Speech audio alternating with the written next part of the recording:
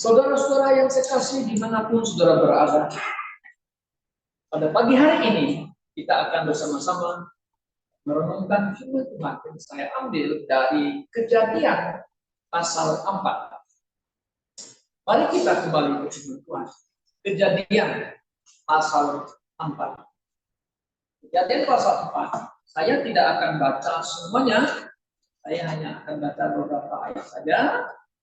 Saya akan baca ayat 2, demikian bunyinya. Selanjutnya dilahirkannya Habel adik Kain, dan Habel menjadi gembala, kambing domba, Kain menjadi petani. Setelah beberapa waktu lamanya, maka Kain mempersembahkan sebagian dari hasil tanah itu kepada Tuhan sebagai korban persembahan. Habel juga mempersembahkan korban persembahan dari anak sulung kambing domba, yakni lemah-lemahnya, maka Tuhan memindahkan Habel dan korban persembahannya. Tapi Kain dan korban persembahannya tidak diindahkannya. Lalu hati Kain menjadi sangat panas dan mukanya muram. Dan Tuhan kata kepada, mengapa hatimu panas dan mukamu muram? Saudara, topik hari ini sesuai dengan teks yang saya baca. Saya kasih judul persembahan Habel berkenan kepada Tuhan Allah.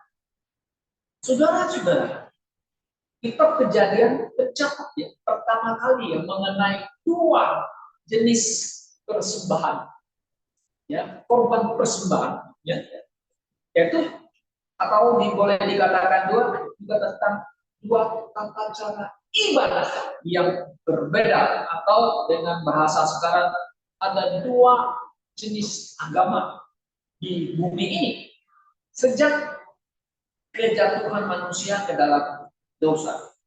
Ya, kita tidak banyak mendapatkan informasi ya, dari Alkitab ya, mengenai kehidupan Adam dan bagaimana Adam juga menyembah Tuhan Allah, ya, tetapi kita bisa mendapatkan kesimpulan bahwa Kain dan Habel, Kain dan Habel anaknya Adam, mereka adalah 2 saudara yang mau menyembah Tuhan Allah.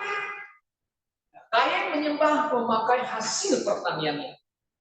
Ya, mungkin hasil pertanian kita sekarang bisa pakai selain buah-buahan ya.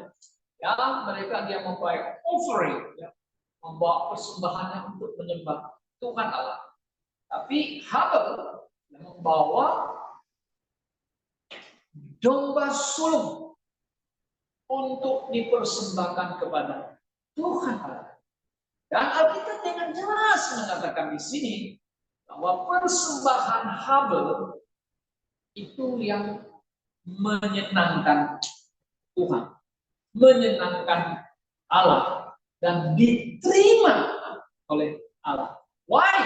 Kan begitu. Kenapa persembahan Habel yang diterima? Tentu ini ada alasan, saudara-saudara.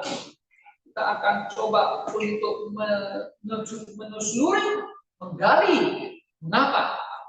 Nah, Kain membawa persembahannya adalah hasil pertaniannya. Dia berpikir ya, melalui persembahannya itu, ya saya menyembah Tuhan, dan Tuhan saya sama Tuhannya Habel, adikku, kan Tuhan yang sama, gitu. Dan sama-sama menyembah Tuhan yang sama. Tetapi Habel punya diterima dan saya punya menurutkan, kenapa saya tidak diterima? Nah, Alkitab mengatakan, lalu Kain itu menjadi marah. Pas sudah perhatikan, firman Tuhan itu mengatakan demikian. Ya. Ayat yang ke-6. Mengapa hatimu panas dan kamu muram? Dia marah. Kenapa persembahannya tidak ditolak? Jadi tidak diterima oleh Allah. Nah, lalu ayat 7. Apakah kamu tidak akan berseri jika engkau berbuat baik. Nah, ini kata berbuat baik ini ya, kalau bahasa Inggris itu doing well. Ada pengertian bukan hanya berbuat baik, tetapi ada mengandung di sini you do right. Doing well, melakukan baik dan benar. Dan gitu. Nah, kenapa Kain punya benar? Bukan hanya baik, tapi benar. Kalau saudara-saudara melihat, kenapa Habel punya benar, Kain punya tidak benar? Alasannya kenapa? Kan begitu. Lalu Kain marah. Kain marah gitu. Tuhan, kenapa saya punya tidak diterima? Nah, ini menunjukkan dua ibadah. Yang satu benar, yang satu tidak benar. Ya, Kain punya ini adalah kecenderungan agama manusia, mencari jalan untuk masuk surga. Kalau Habel punya, itulah ajaran Alkitab yang kita mengatakan biblical Christianity. Artinya ajaran yang berasal dari Alkitab. Ya. Jadi dia marah si Kain itu. Apa yang terjadi? Dia digoda oleh setan. Ya, dosa mulai mengintip di pintu. Dan Tuhan memperingati dia, saudara. Perhatikan ada ayat yang berikutnya, ya kan? Mari kita perhatikan berikutnya ya. Kemudian apa yang dikatakan ini? Ya. Apakah kamu tidak akan berseri jika engkau berbuat baik ya? Tetapi jika engkau tidak berbuat baik, dosa sudah mengintip di depan pintu. Dia sangat menggoda engkau, tapi engkau harus berkuasa atasnya. Nah, ini Tuhan sudah memperingatinya ya. Tuhan sudah mengingatkan dia, awas, dosa sedang mengintip di pintu, ya, menggoda. Saudara-saudara yang saya kasih dalam Tuhan Yesus Kristus, sebenarnya kemarahan itu bisa dikontrol. Tuhan sebenarnya kita bisa mengatasinya. Tuhan bilang kamu harus mengatasinya, tetapi kenyataannya Kain tidak bisa mengatasi kemarahannya yang sangat dalam hatinya ya. Makanya itulah si dosa itu. Nah, menguasai dia. Lalu dia mau melakukan kejahatan. Apa yang dilakukan? Dia ajak saudaranya pergi ke padang dan di sana dia bunuh Habel. Saudara-saudara yang saya kasih dalam Yesus Kristus. Benar, saudara, bahwa manusia yang sudah jatuh ke dalam dosa, kita semua bisa marah jika hati kita tidak happy. Ya, kita bisa tersinggung, kita bisa tidak dihina mungkin, kita bisa dibuat sesuatu yang tidak menyenangkan hati kita bisa marah, manusia bisa marah, kan gitu. Ya. Tetapi Alkitab ingin mengingatkan kita kembali, ya, kalau saudara membaca bahwa perbuatan Kain ini sebenarnya adalah tidak benar, ya, sudah jelas kalau saudara membaca di 1 Yohanes 3:11, di sana mengatakan bahwa perbuatan atau persembahan Kain ini tidak benar.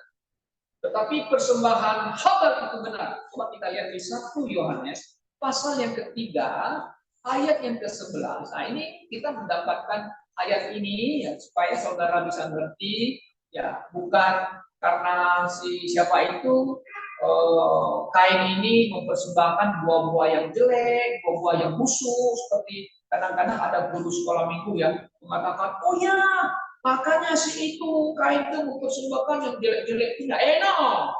Dia memberi persembahan yang bagus, tapi dia memberi persembahan yang bukan yang Tuhan inginkan. Ya, coba saudara perhatikan di 1 Yohanes 3 ayat 11. Ya.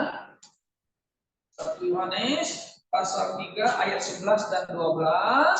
Nah, saudara lihat, sebab inilah berita yang telah kamu dengar dari mulanya, yaitu bahwa kita harus saling mengasihi. Nah ini Kain ini nggak mengasihi saudaranya ya. Oke, ayat 14. Bukan seperti Kain yang berasal dari si jahat dan yang membunuh adiknya. Dan apakah sebabnya ia membunuhnya? Nah, kenapa dia membunuhnya? Alasannya ini. Sebab segala perbuatannya jahat dan perbuatan adiknya benar. Banyak orang pikir, oh ya saya sudah menyembah Tuhan dengan cara saya. Tapi bisa benar, jahat itu. Dan orang yang beragama yang tidak benar, timbul apa?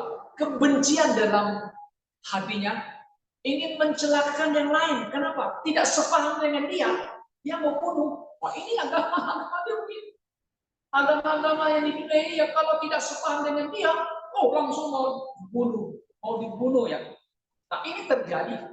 Bahkan saudara-saudara, di dalam kekristenan itu terjadi. Banyak orang-orang Kristen yang tidak sepaham dengan yang lain, dibunuh. Nah ini dari sejarah, bukan dari Tuhan. Saudara, ini jelas ayat ini menunjukkan kepada Kain perbuatannya jahat. Kemarahan bisa dikontrol, firman Tuhan mengatakan. Dan kalau kita tidak bisa kontrol, kita akan melakukan yang tidak benar. Nah, maka ada ayat lagi yang mengingatkan kita kembali, ya saudara-saudara ya. Di Yakobus mengatakan bahwa kita harus kontrol, ya. Nah, ada ayat juga firman Tuhan mengatakan di Mazmur 4 ayat 5, Efesus 4:26. Kamu marah, jangan berbuat dosa, firman Tuhan mengatakan. Sebab amarah manusia tidak mengerjakan atau menghasilkan kebenaran Allah. Yakobus 1 ayat 20. Saudara, Tuhan ingatkan kan, you kontrol kemarahanmu. Tapi dia tidak mau. Dan kebenciannya semakin bertambah. Ingin mencelakakan adiknya. Kalau Habel adalah saudaranya Kain, pasti dia mengasihi Kain. Tapi nampaknya Habel bukan saudaranya Kain. Karena berbeda agama. Akhirnya dia bunuh.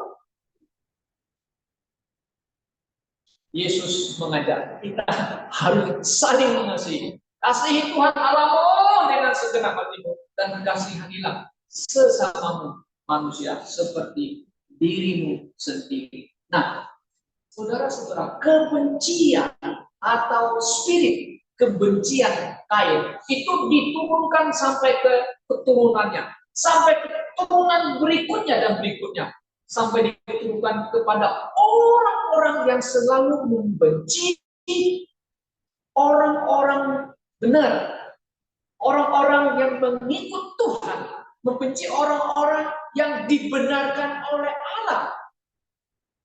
Siapa mereka? Orang-orang yang mengikut Tuhan. Seperti Habel melakukan kehendak Allah, yang melakukan perintah Allah, itu yang dibenci. Nah ini spirit namanya, spirit Kain. Spirit Kain itu ya, sampai hari ini belum selesai atau artinya diturunkan sampai kepada manusia yang selalu membenci orang lain. Membenci milik Tuhan, ya. Membenci orang Kristen, ya. Saudara tahu kenapa orang Islam paling dibenci saat sekarang? Nah ini kebencian, spirit kebencian Kain diturunkan sampai kepada orang-orang yang selalu membenci milik Allah. Israel itu milik Allah. Orang Kristen adalah juga milik Allah. Orang yang ditebus, orang pengikut Kristus juga kena imbasnya, dibenci. Nah, sekarang pertanyaannya, mengapa persembahan Habel berkenan kepada Tuhan Allah dan menolak persembahan kain. Saudara, persembahan Habel, seekor domba sulung, ini mengandung janji Tuhan Allah kepada manusia bahwa Allah ingin mengutus sang domba Allah, yaitu Yesus Kristus. Yang kemudian kita lihat di New Testament, di Perjanjian Baru, Yesuslah yang disebut oleh Yohanes Pembaptis, dialah anak domba Allah yang menghapus dosa dunia. 1 Yohanes pasal 1 ayat 29. Dia memperkenalkan Yesus. Lihat, itu anak domba Allah. Nah, jadi Habel punya persembahan domba itu mengandung janji Tuhan, di mana Tuhan ingin menyelamatkan manusia yang berdosa. Ya? Nah, ini ada mengandung janji itu. Yang Kain punya nggak ada janji, karena tidak ada mengandung janji. Kenapa? Karena dia mempersembahkan yang bukan yang Tuhan mau. Yang Tuhan ingin adalah persembahan domba. Oke? Nah, kalau saudara kita pelajari, ya, bahwa domba yang dipersembahkan itu ya, ada mengeluarkan darah. Kenapa perlu darah? Saudara, darah itu adalah simbol daripada hidup, kehidupan itu sendiri. Ya. Nah, di dalam tata ibadah, dalam cara sembahyang atau ibadah zaman perjanjian lama, saudara, sejak dari kejatuhan manusia, dari Habel, ya, kemudian diturunkan kepada generasi berikutnya yang mempraktekkannya, itu seperti Henok atau Nuh, kemudian Bapak Abraham kepada Ishak dan Yakub, mereka mempraktekkan persembahan ini atau korban binatang kepada Tuhan. Ini yang Tuhan inginkan. Ya. Kemudian kalau saudara perhatikan lagi, ya, setelah umat Israel menerima hukum Taurat di Gunung Sinai, nah mereka masih mempraktekkan ini, tapi harus menurut aturan hukum Taurat. Nah, sedangkan di zaman Habel, Nuh, Abraham, Ishak dan Yakub, mereka itu hanya mempersembahkan korban itu sangat sederhana, ya, simple. Kemana mereka pergi? Mereka kan tidak menetap satu tempat, ya. Mereka nominate. Nominate itu artinya apa? Orang yang selalu pindah-pindah tempat, ya. Pindah-pindah tempat. Dia pindah ke tempat yang bisa bangun pesta, kita persembahkan Tuhan. Itu super simple sekali, sederhana. Tetapi ini mengandung makna janji Tuhan kepada umat manusia, di mana sang juru selamat yang disebut domba Allah itu akan datang. Nah, mereka praktekkan itu. Nah, kalau kita lihat progresnya lagi, ya, di dalam ibadah yang sederhana, kemudian progresnya sampai nanti di kemah suci setelah mereka terima hukum Taurat. Nah, maka Musa bangun kemah suci. Nah, mereka mulai mau beribadah kepada Tuhan di kemah suci. Kemana kemah itu pergi? Mereka di situ menyembah Tuhan, menyembah Elohim, ya kan? Menyembah Tuhan Allah. Kemana mereka pergi? Tetap mereka menyembah di kemah suci.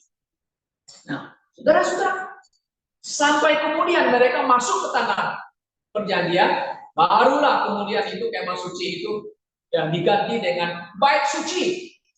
Kemah itu tenda, bait itu rumah, disebut rumah suci, rumah kudus, di mana ada tabut Tuhan. Nah, orang Yahudi menyembah Yehovah atau Elohim Allah di bait suci. Di mana bait suci itu?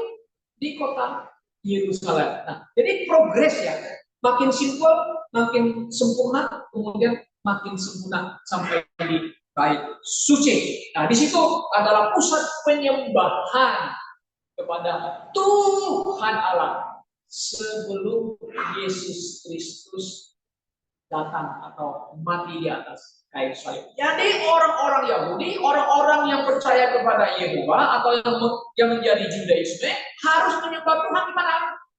Di bait suci, di kota Yerusalem. Atau contohnya siapa? Sida-sida Ethiopia. Coba bayangkan dari Afrika, jalan-jalan ke lain-lain sampai ke kota Yerusalem, dia menyembah kepada Tuhan Allah. Ya, pusatnya di situ. Ya. Nah, jadi menyembah Tuhan di bait suci. Oke.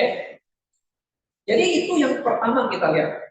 Harus memakai binatang domba sebagai persembahan, sebagai ibadah mereka kepada Tuhan yang hidup dan setia. Kemudian yang kedua, saudara-saudara, kenapa korbannya Habel itu diterima? Karena korban binatang itu mengeluarkan darah. Nah, sudah saya sebutkan darah.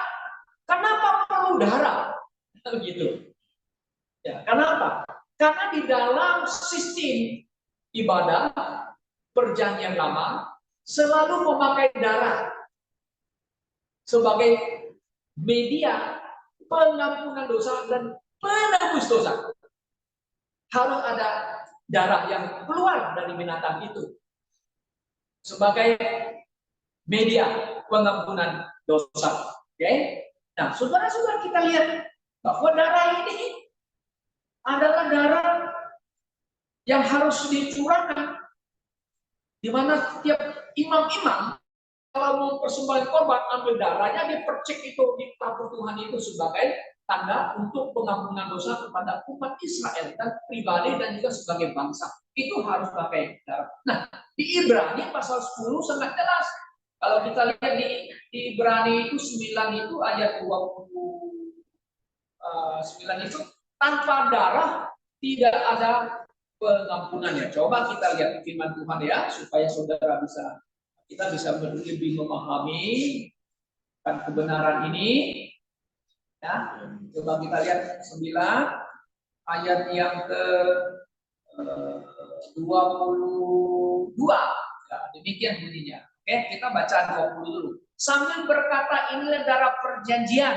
Oke, yang ditelah Allah bagi kamu dan juga kemah dan semua alat untuk ibadah dipercikan secara demikian dengan darah. Nah, kok pakai darah semua ya? Pokoknya ada dua dan hampir. Nah, segala sesuatu disucikan menurut hukum Taurat dengan darah. Dan tanpa penumpahan darah tidak ada pengampunan dosa. Wow, kalau begitu mereka tuduh orang Kristen, Allah kalian haus dengan darah ya? No. Tapi darah itu adalah lambang kematian seseorang. Kematian sang anak domba itu. Itu adalah persembahan yang living sacrifice. Pakai darah. Kan? Kalau tanpa darah, tidak ada pengampunan. Kenapa? Karena darah itu untuk menebus dan membayar. Membayar apa? Saudara dan saya dibayar oleh darah Kristus supaya saudara saya dilepaskan dari dosa, perhambaan dosa. Full pay. Bayar lunas dengan apa? Bukan dengan uang, bukan dengan emas. Maka itulah Petrus pasal 1 Petrus pasal 1 ayat 8-19, kamu ditebus bukan dengan yang fana, melainkan bukan dengan perak, bukan dengan, tapi dengan darah yang mulia. Nah, ada situ bahasa Inggris, precious blood of Jesus Christ, the Lamb of God. 1 Petrus pasal 1 bayar. Jadi seolah-olah orang yang berdosa, kita orang berdosa, kita ini seolah-olah ya, kita ini disandra oleh dosa. Nah, bagaimana supaya membebaskan dosa? Bayar pakai uang? Tidak. Harus bayar dengan darah. Darah Kristus yang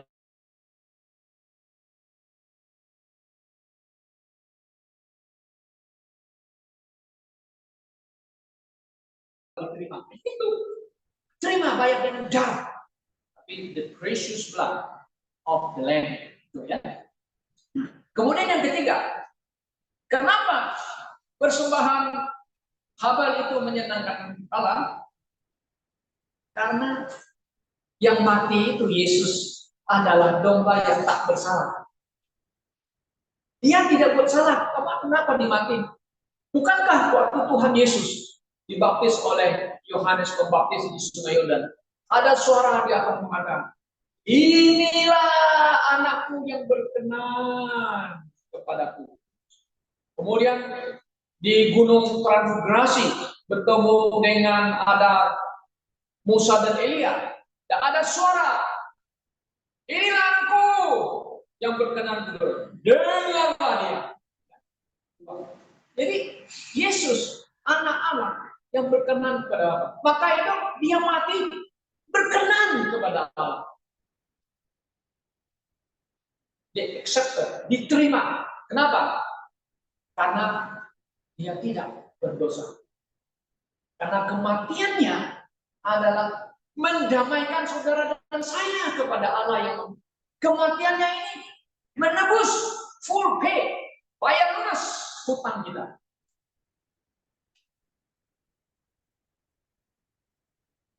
Kematiannya kita mendapatkan pengampunan dosa. Tanpa darah tidak ada pengampunan. Saudara dan saya yang percaya kepada Tuhan Yesus, kita mendapatkan pengampunan. Kita mendapat perdamaian dengan Allah. Jadi konsep keselamatan perjanjian baru ada bedanya dengan konsep perjanjian PL.